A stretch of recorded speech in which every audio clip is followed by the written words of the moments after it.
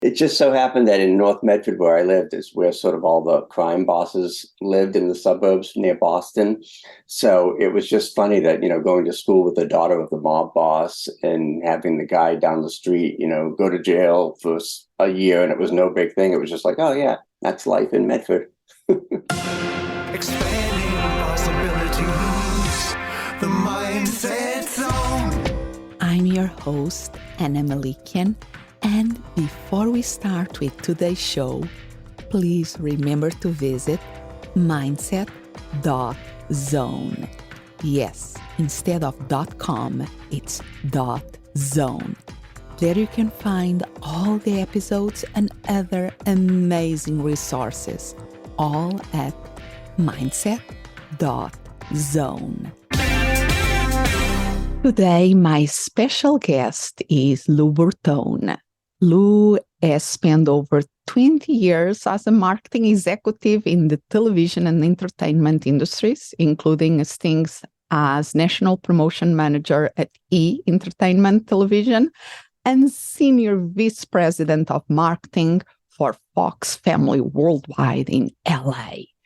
He's also an author of several books and a keynote speaker who I know for more than 10 years, and that is my pleasure to interview him today. So welcome to the Mindset Zone, Lou. Thank you so much, and I really appreciate being here. Thanks.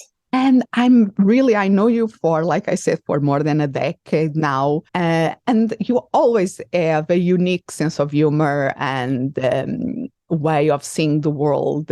And it's not surprising when I learn about your fascination by The Godfather, but you take it to a whole new level. So you even create a keynote called Loyalty is the Next Currency, based on what you learned from Mafia and The Godfather in general, that you see that some of that lessons can be applied to business. And I was, tell us more. So this grabs our attention without any doubt. You know how to do your marketing. You are grabbing people's attention, but tell us a little bit more about this. Yeah, it's not your typical business advice, but my obsession with The Godfather really started at a pretty young age when the film was first released on my birthday, actually, in 1972. And what struck me, I was just 11 years old, and I saw it at a drive-in movie. I was probably supposed to be asleep by then, but I was still awake, and I was looking up from the back seat and saying, oh my gosh, these characters, even though the movie took place in 1945, all these people in the movie look really familiar. I love that. You are saying that was the seeing of the movie at an age that you are not supposed to be seeing that kind of movies, but you were there in a drive-in, and what happened? So I saw, it was really the first time, honestly, that Italians had been seen, not as a cliche, but they were very authentic with family and honor and loyalty. And those were the kinds of things I recognized from my neighborhood, growing up in a very Italian neighborhood with Italian grandparents who came over from Italy. So it was really the first movie to present Italians in a very authentic way and really focus on family and tradition, excuse me, and loyalty. And it was only later that I discovered that the movie director, Francis Ford Coppola, actually created the movie as a metaphor for corporate America. So he was talking about, this was the 70s, he was talking about greed and, those kinds of themes. And so he presented the whole movie sort of like, well, crime and business are essentially the same thing. Okay, so let's unpack this a little bit. So tell me again, how old were you when you saw the movie for the first time? I was just 11 years old, and having grown up in a very Italian neighborhood with grandparents who came over from Italy, The Godfather really resonated with me because they were talking about family and tradition and loyalty and things that really hadn't been talked about before. And as I mentioned, Coppola sort of set up the movie as a metaphor for business in America. And he was kind of saying that crime and business are two different sides of the same coin. So it was sort of a commentary on America at the time. And that, how do you say, so fascinating that as you were not a teenager yet, and you had this fascination about, you felt some of the things that you are familiar from being raised in an Italian family and an Italian neighborhood, you saw that the importance of the family, importance of the meals together, a certain cultural flavors were there represented in the movie in a way that you could identify with. Even with all the other thing going on of all the crimes and all the corruption and all the craziness that were going there at the same time. And then afterwards, as an adult, learning about, you was trying to make here, use this as a metaphor for something else that of the corporate world that you also were part of. You learn about the corporate world as part of the corporate world. Not maybe so much of the greed, but part of the Hollywood. Hollywood, there is lots of greed there. It was a little bit of it was kind of a cynical commentary, but I think the emphasis on loyalty, both in The Godfather and the Mafia in real life, is what kind of fascinated me, because the power base for The Godfather and for the Mafia is based on loyalty and trust. So even among thieves, even among the Godfather people, they had a code of honor, which kind of fascinated me. And I think a lot of what's missing in today's business world is just that loyalty and trust. Okay, tell us a little bit more. Okay, so because that is the center of your keynote now and what you speak a lot and you have to train. You are using that code of trust that is so clear when we look to the Mafia culture. Right. That maybe there is something good that we can learn of all the craziness that world is. Yeah, I mean, if you look past the violence, I think what you see is that trust is an asset. I say in the keynote that favors buy loyalty. In the movie, Don Corleone, The Godfather, is granting all these favors on his daughter's wedding day. And what he's really doing is, he's very benevolent, and he's granting these favors in return for a vow of loyalty. So, he's building up trust as that asset and sort of kind of showing that relationships in business are what matters most. And what do you say to people like me that really the violence is really difficult to get over it, to see the other side of it? Yeah. And again, I think, that I sort of look past that in terms of like, okay, well, that's Hollywood. They're making movies. There's lots of explosions. There's lots of gunfights and craziness like that. But, I kind of look past that, because for me, the part about family and tradition and loyalty and honor, those are the things that fascinate me. And that's really how the Mafia started in Sicily. Was the government was so, ignored people's problems, and they didn't help the poor. So the Mafia kind of sprang up as a way to help these downtrodden folks that the church and the government and the state wasn't helping. So it just kind of, I mean, obviously it got corrupted from that, but it began as a relatively benevolent way to help neighbors. And with all the complexity, because for me, what I find fascinating in this and what you are doing is showing the nuances of stuff that I think is so important. Yeah. We have, it's natural for us as human beings to try to see things black and white, put things in boxes. It's just the way that our brain organizes things. But it's also very important that we see the complexity of the situations and how even in very bad organizations like the Mafia, there is something that we can learn from it. Yeah, I mean, the really old initial first code of honor. I remember my grandmother saying, "Tell me with whom you go, and I'll tell you what you are." So that's an old traditional Italian maxim that's like the business world says, you're the five people, you're the five people you spend the most time with. So I love that. I'll just say because that when you said the quote from your grandmother, I immediately thought about that more modern quote that is now we repeat so much. Okay, you have to see the company that you keep, who are your mastermind, what are the five people and how there is an origin of it in that you recognize in your own culture of origin. Mm-hmm. And because that is the other fascinating thing about you. You were raised in the Boston area, correct? Yes. In an Italian neighborhood. It just so happened that in North Medford, where I lived, is where sort of all the crime bosses lived, in the suburbs near Boston. So it was just funny that, going to school with the daughter of the mob boss and having the guy down the street, go to jail for a year, and it was no big thing. It was just like, oh, yeah, my dad's in Florida. He got arrested for bookmaking or something. And it was like almost so just, like, oh, yeah, that's life in Medford. Yeah. So you were with that culture about that rules were there of trust, loyalty, and to play with it, to know the rules of the games and how to survive in that. And at the same time, how do you say, so you had a little bit awareness of the good stuff and the bad stuff. Mm-hmm. And now there are so many questions in my head, because I'm wondering, when you saw the movie at 11, if you realize the level of violence that they could also do, was that surprise for you? Yeah, but I think we were so desensitized to it by that time in the 70s. There was all kinds of crazy movies and things on TV that it was just like, yeah, that's just the movie. But I kind of felt like, it reminded me of things my grandmother would say all the time, like, a good name is better than riches. Like, okay.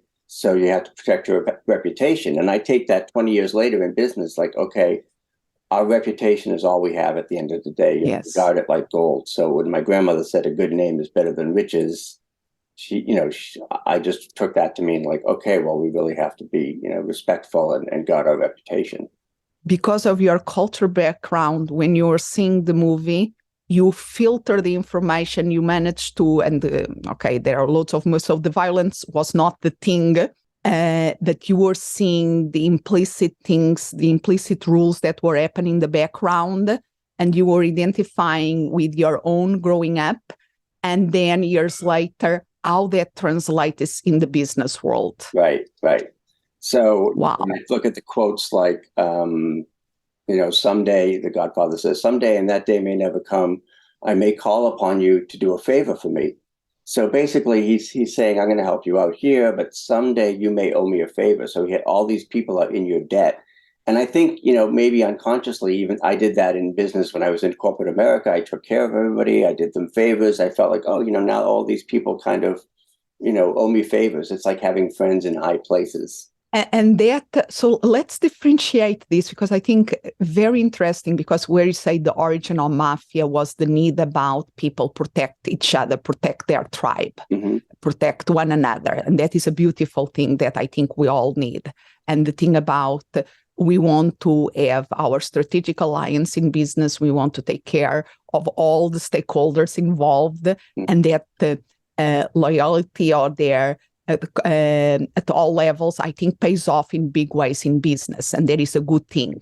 But if greed intervenes, in corruption intervenes, then is when, and we have examples in the corporation go totally awry, is where things can go out of whack.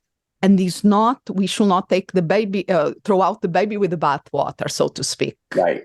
The way that the Godfather addressed that is there was a quote in there where they said, it's not personal, it's strictly business.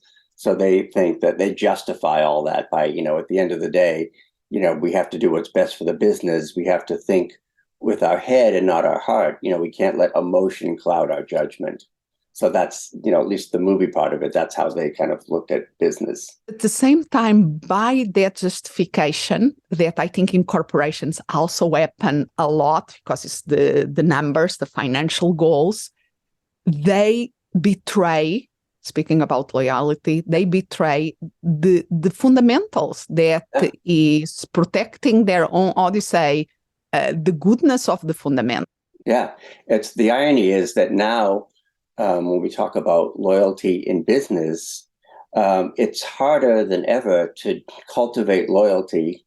Well, especially if the company is greedy or whatever. But because in a post-pandemic world, we're working remotely, we're working hybrid, we're not necessarily in the same room or office together, it's really hard to cultivate that loyalty. So the companies that do it well and take care of their employees are the companies that are really, benefiting from it. So even the new workforce, the virtual workforce of working from home, can bring new challenges, and the cultivating and even all the HR and all the problems that the rules and regulations that sometimes they make it more difficult for people to develop the friendships. Yes. So we're not around the water cooler. We're not necessarily, going out for beers after work. I mean, I look at my kids who are grown up.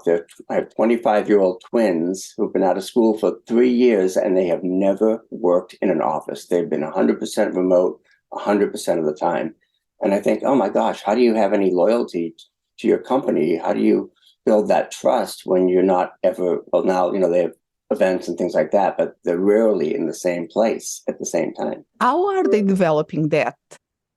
It's harder for businesses. And again, businesses that do it well, they'll have mixers, or they'll say, okay, well, we're going to come back to the office on Fridays and spend some time together, or we're going to have a corporate meeting here or there. Now that we're sort of past that part of the pandemic where people can finally come together, but it's not easy. I mean, I look at a company like Wegmans, and I think a lot of their success is based on the fact that they treat employees so well. I know that they send their cheese, their deli people they send them to France and Italy to learn about cheese. I'm like, okay, you're going to send me to Italy so I can be a cheese expert. And then when they come back to Wegmans, I'm like, this company takes pretty good care of me. They sent me to France to taste cheese.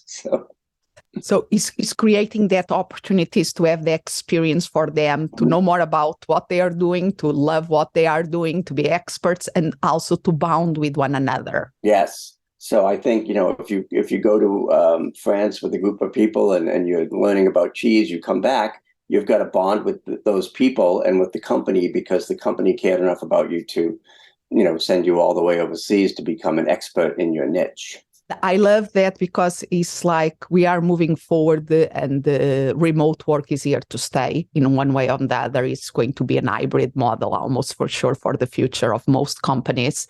But it doesn't mean that if we acknowledge the importance of building relationships, being that loyalty there in the culture, within the organization, and then to the customers, there are things we can start to think outside of the box, and we can start to provide other ways for people to create that.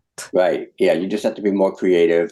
People are having holiday parties on Zoom. At least last year they were. So everybody comes together that way. Obviously it's more difficult than being face to face and in person, but you still have to make the effort to try to build that trust and loyalty inside and outside the business. The same goes for customer loyalty and brand loyalty. I think this because in the talk about loyalty, I say that there's a report that says that 77% of brands could disappear tomorrow and no one would even care. So Nielsen says customer disloyalty is kind of like the new normal.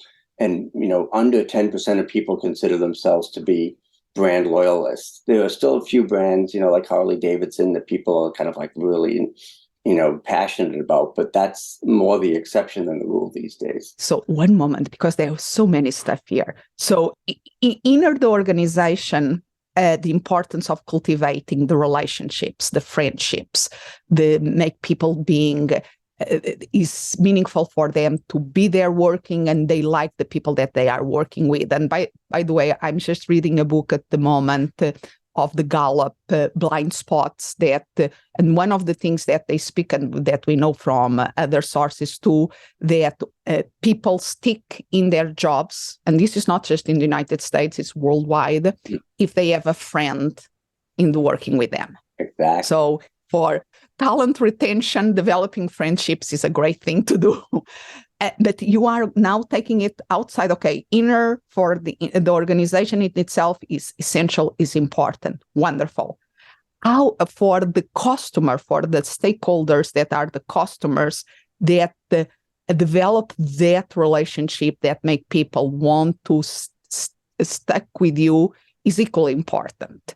And each time is more difficult because I think each time is more like a commodity. People, okay, this is cheap here, so it's the same thing. You think that is part of the dynamic? Absolutely. I mean, I think because of online commerce, e-commerce, Amazon, the customer's kind of in control. They have a lot of choice and they're educated now. They can, especially like if you're going to go buy a car, you can look ahead of time and do all your research and know what the real value is. So because the customer is in control, the brands have to work that much harder to build that customer loyalty.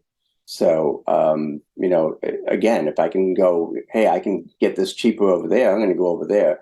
But if I'm really passionate about a brand and I may say, if I'm going to buy a motorcycle, I have to buy a Harley because I'm a Harley guy. That's the kind of brand. And that is one of the stories, like one of the emblematic stories of they are identifying with that brand. Right. By looking at it, how do you, and using these lenses of the Godfather, and from what you learn from it, how do you explain the success of the Harley Davidson? I think like Apple, it's almost like a cult. And I don't say that in a bad way, but there are Mac people and there are PC people. There are Harley Davidson people and there are, whatever motorcycle, Yamaha people.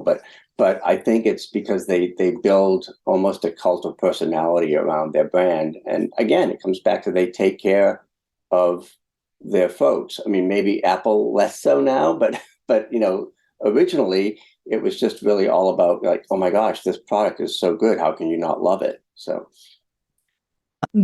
Yes, there is the taking care of the customers. And I still remember I'm a Apple since the beginning. The first computer that I had was a Mac. And one thing that they had that in the culture of the company, because even I was in Europe, we didn't have the Apple store. Right. And even in the stores that were representing Apple, they never asked me, oh, you didn't told me you didn't bought a computer here, we don't help you. They were always there. And even nowadays, so this is one thing.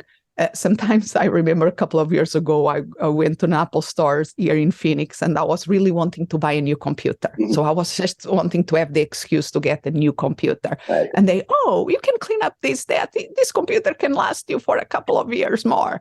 And I was, because they are not rewarded by the number of sales, but for customer satisfaction. And I thought I learned that afterwards. And I thought that was very interesting and reflects the culture.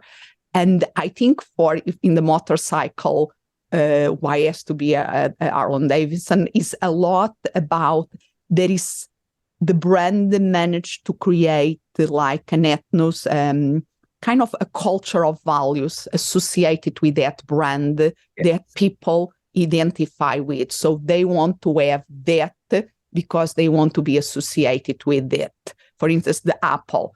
Yeah. Think outside of the box. Yeah. The thing for creatives. Mm-hmm. And like you say, when you go to an Apple store, it's an experience. It's not so much a transaction as the experience of going there and seeing the new iPhone and the this and the that.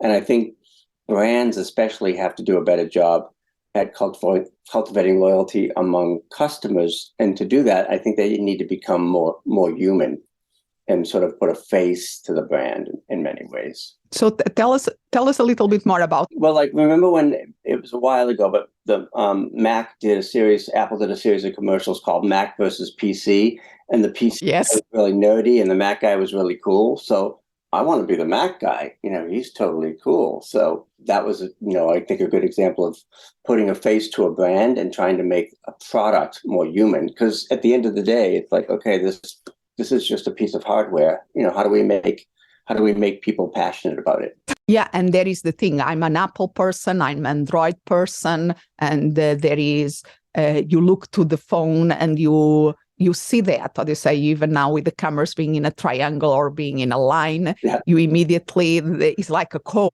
Exactly. So, yeah, and that's, it just all translates to business, and, it kind of goes back to those like you said, values. And that's where, especially in the Italian side of the family, they value family and honor and loyalty and those kinds of things. That's what I took from growing up Italian. And how do you apply that in your own business, or you help your clients do that? Again, I try to love on my clients a lot. And, as you know, sometimes I'll send cookies or popcorn or goodies or just fun little things to try to, be more human and again, I don't want it to be a transaction. I want it to be a relationship based on trust. So, I may just think of somebody like, oh my gosh, so-and-so would love this crazy mug that has a funny saying on it. So I'll just send little goodies out like that. Almost like if you really go to the origins of the stuff, in this case, the small village in somewhere in Italy where everybody knows each other and everybody's helping each other. Right. So, if somebody's sick, everybody sort of, circles the wagons and comes to their aid. So I think that's a nice way to think of clients. That's, at the end of the day, we try to take care of each other. I absolutely, I think it's that we are keeping a professional relationship for more than a decade, says to that is all about the human connection, really know people and developing those connections in a human level and creating scenarios that is a win-win for everybody. Exactly. Where people can learn more about you and about your work, and if they want to get you to speak about this to their organizations, where they can go to learn more. The website is loubortonespeaks.com. And I'm also Lou Bortone on all the socials, Facebook, LinkedIn, etc. And I will make sure that put all of that in the show notes. And you also have a podcast where you say your musings about this. So tell us about your podcast. That's right. I finally broke down and decided to do a podcast, but I didn't really do it so much about my business as I did it about loyalty and The Godfather. And the podcast is called Take the Cannoli, the Godfather podcast, and we look at scenes and break them down and talk about, the kinds of things we're talking about here. How can you extract business lessons? What's happening in this scene? What was happening behind the scenes on the movie? So people that like the Godfather movies would like the Godfather podcast. So wherever they are listening this podcast, and after following Mindset Zone, of course, they can go and search for Take the Cannoli, the Godfather podcast with Lou Bortone, and have some fun in entertainment and learn a couple of important lessons too. Yes, thank you. So thank you so much for being here today with us and to challenge us to think about people like me that I'm not a fan of mafia movies, to think about them from a different lens, to expand our possibilities that way. Thank you, Anna. Expanding possibilities, the Mindset Zone. Thank you for listening, and remember to visit mindset.zone. Yes, instead of .com, it's .zone. There you can find all the episodes and other amazing resources, all at mindset.zone. As always, I'm so grateful you are here. Expand what's possible for you, for the ones around you, for the world.